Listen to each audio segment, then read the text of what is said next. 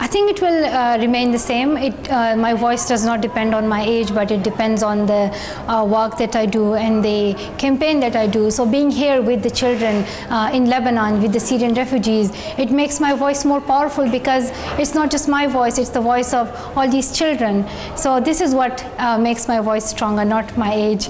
Although it's quite hard to be an adult, but being an adult does not stop me to continue my campaign for children's issues. An 18th birthday is a milestone for anyone. Why did you choose to spend it here in Lebanon with Syrian refugee girls? So, well, I have seen many birthdays, but this is a special one. And turning an adult, it's a big step in your life when you say, I'm not a child anymore, I'm an adult. But I think spending it in Lebanon, it has a great importance in my life because I always want every child to get quality education. And right now I was thinking, what's the best place that I can go to and who are suffering the most? And when it comes to that, the Syrian children, they're suffering the most, being refugees for more than 4 years and deprived of education, do not getting any facility. It's quite hard. And the worst thing is that world leaders and international community is not paying attention, and that's what dragged me to come here and celebrate my birthday here, to say to the world leaders that you need to focus on it and you need to invest here, otherwise it would be a generation lost. And why do you think they will listen to you when they're not listening as much as they should to the world's biggest, most powerful aid agencies? Well, I'm hopeful that they will listen to me because wherever I go, I tell world leaders that you're not listening to this one girl. This is the voice of millions of children. So some have not, and it depends. It's all about politics and the leaders' own intentions and their own interests. So, but if you continue it, then ultimately they have to do something. In the first time they would ignore it, second time they would ignore it, but ultimately a time will come that they have to say yes. 2 years ago, on your 16th birthday, you stood at the United Nations and called on world leaders to take action, urgent action, you said, to ensure every child goes to school. It's 2 years since then. Have they done much? Well, at least since my 16th birthday, I have noticed that now I'm seeing world leaders taking more interest in education.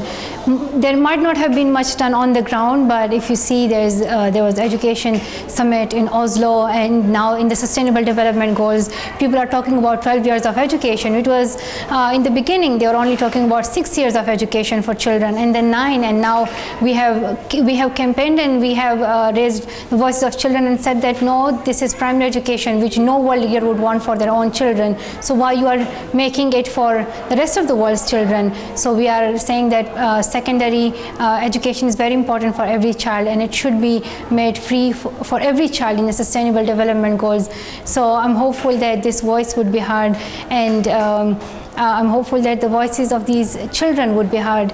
And I know it's a long journey. If it would have been that easy, then it would have been done long ago, but it's not that easy. That's why we are struggling every day. You're 18, you have 2 more years at school in Britain, in Birmingham. What are your thoughts about your future? What are your plans? Well, I'm hoping to go to a good university and maybe study. Chosen one?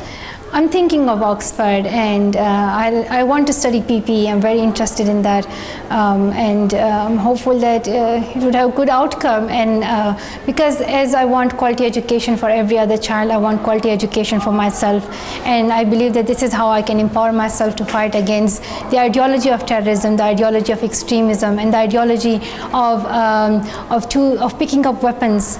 So I'm hopeful that I can fight that ideology through getting quality education and through learning more. So I'm quite hopeful. Do you still find time and ways and space to be an 18-year-old, not one who has such a huge weight on her shoulders, but one who wants to have fun? Well, I still do not feel like an adult right now, and not much has changed. Like yesterday I was 17, today I'm 18, and I don't think much has changed. But I do feel responsibilities, which I always have felt. And it's not that people are putting pressure on me; it's the pressure I have put on by myself.